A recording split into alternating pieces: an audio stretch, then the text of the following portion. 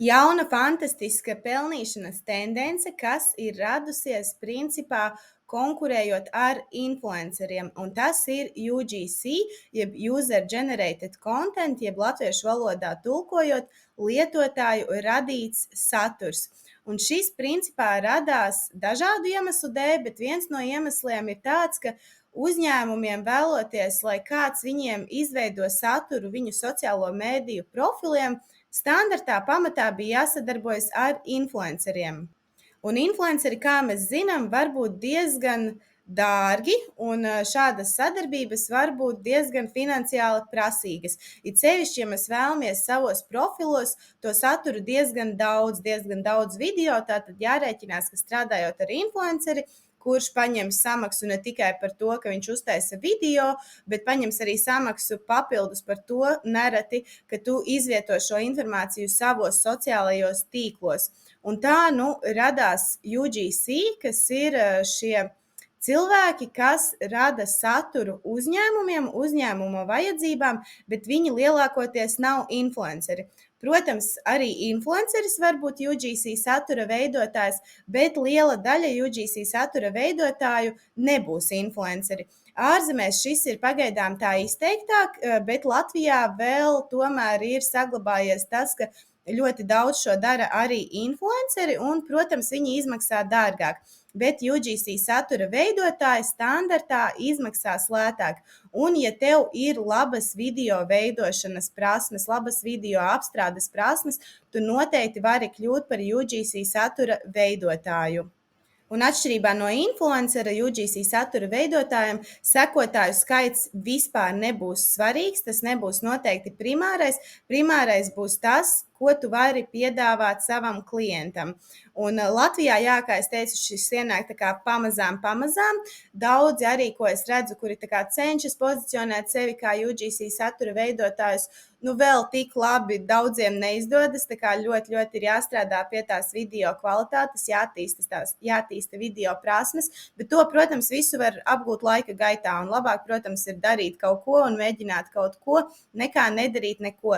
Bet ņemot vērā to, ka Latvijā šis ir tāds relatīvi kaut kas ļoti jauns, tev ir iespēja kļūt par vienu no pirmajiem UGC satura veidotājiem Latvijā, jo tiešām nav daudz cilvēku, kas sevi pozicionē Latvijā kā UGC satura veidotājs. Ārzemēs, pat Lietuvā, tur jau ir pat veselas platformas, kur var reģistrēties un piedāvāt savus pakalpojumus šie UGC satura veidotāji, bet Latvijā tas tiešām ir kaut kas jauns. Tad mums būs vairāki piemēri, bet tos mēs aplūkosim atsevišķā video un mazliet tad par cenām. Šeit mēs runāsim par Latvijas tirgu tieši.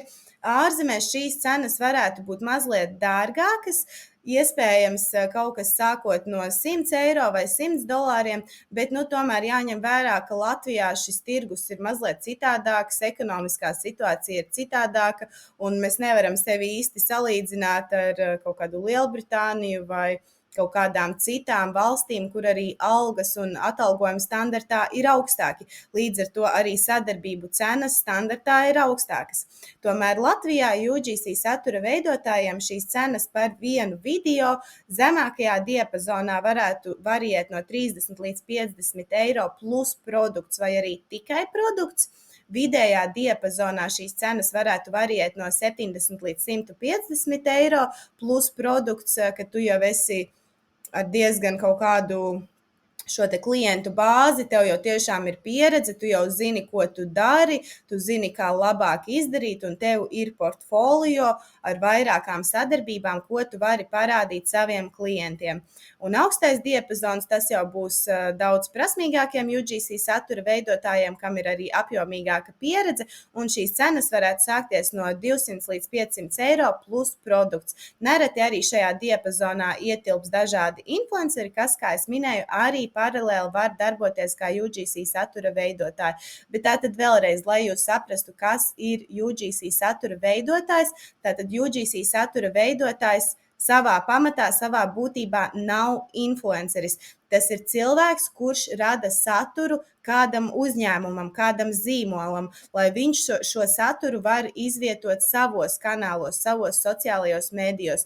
Nevis kā influenceris, piemēram, liktu to savos kaut kādos profilos.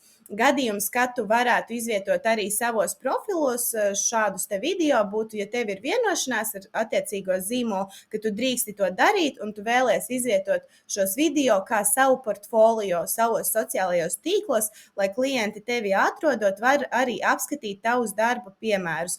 Bet tas arī nebūtu tā kā obligāti, bet to es noteikti ļoti silti rekomendētu. Protams, tu vari taisīt arī tikai privātu portfolio un tikai tādā veidā nosūtīt klientiem šos paraugus savām sadarbībām, bet tas noteikti būs mazāk efektīvi nekā, ja klients varēs aiziet uz tavu sociālo mediju profilu un apskatīties jau, ko tu māki, kāda ir tā tava pieeja video izveidēji, apstrādēji un izvērtēt iespējamo sadarbību ar tevi.